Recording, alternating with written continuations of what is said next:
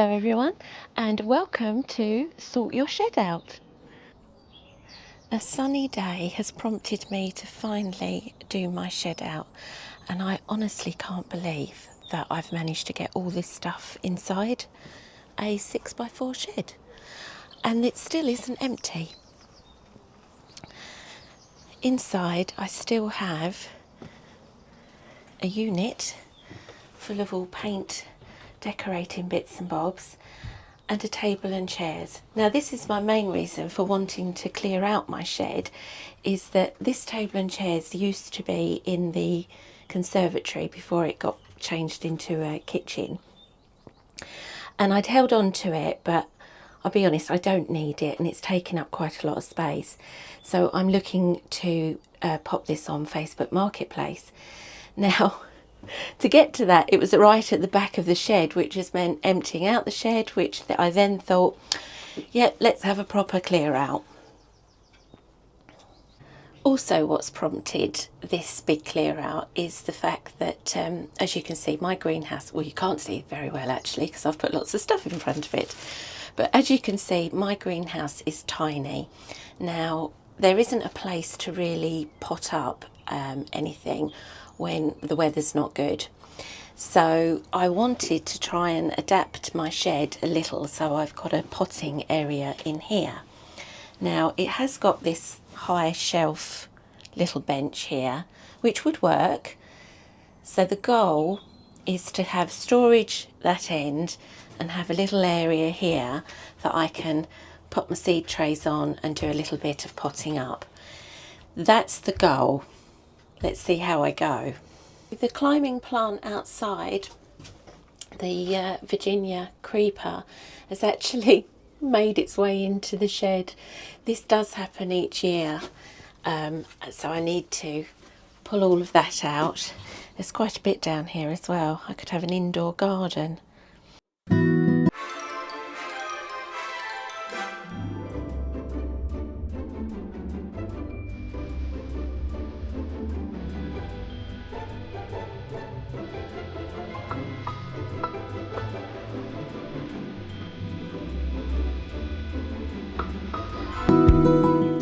Received quite a few inquiries over the last few years as to what colour my little green shed is at the allotment, and this is it. It's the Cuprinol Ducksback Dusted Aloe.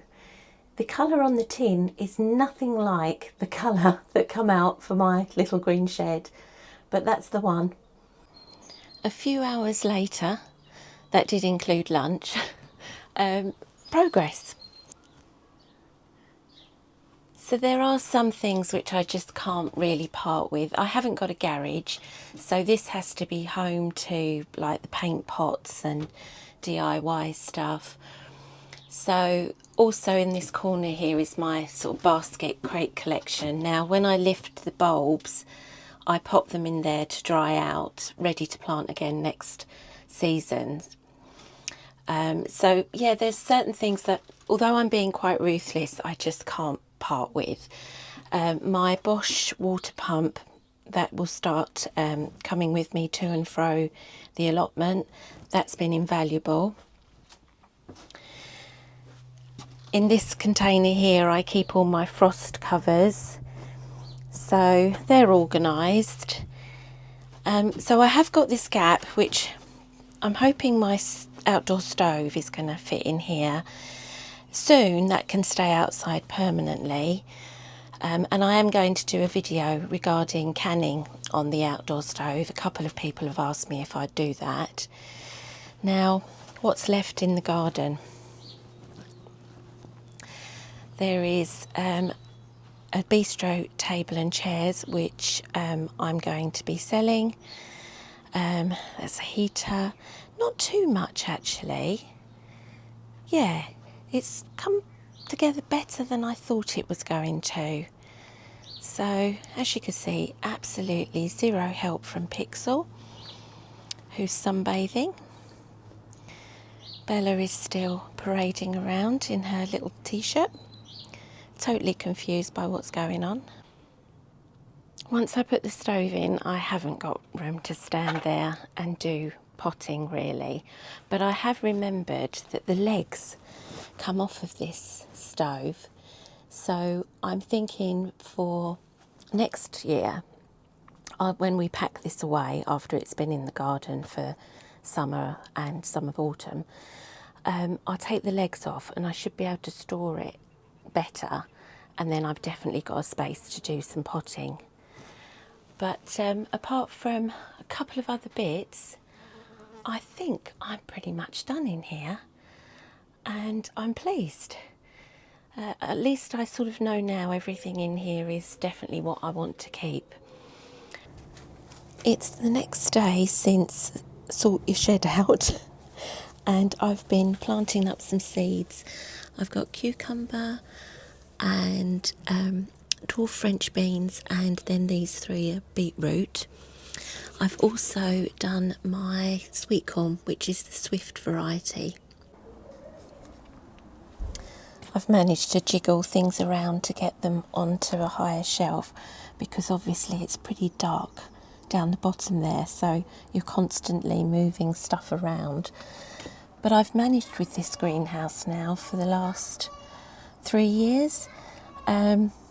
Yeah, it is what it is. I obviously would love a bigger greenhouse, but this one is the right size for the garden. So normally at the apex roof section of the greenhouse there would be 2 pieces of wood. Unfortunately, the greenhouse fell forward in high winds last year, and this is what happened to the piece of wood that goes up at the centre here, like the weatherproof section. So I've got as far as I've bought another couple of pieces of wood, Pixel being no help at all as usual, and I've cut them to the right size, which are here,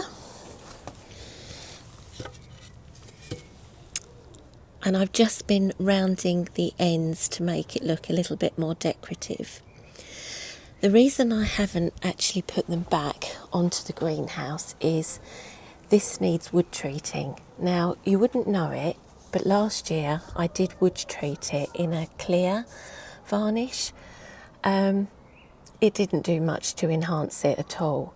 So now I am considering doing it a colour, but I am in such a dilemma as to what colour would be nice. I don't go for super bright shades. I want something that blends nicely in the garden. So please leave me a comment as to what colour you think would be perfect. Thank you. So I think in my last video I said that I would definitely be filming from the allotment. I've been to the allotment twice and sat and had cups of tea. That's because the weather's just been so nice. I just wanted to enjoy it. So once again, you've been with me in my home garden. Before I go, I want to say a massive thank you to all the new subscribers. It's nearly 200 of you, which is just incredible. I'm so thrilled. Thank you. And until next time, make sure you take care now.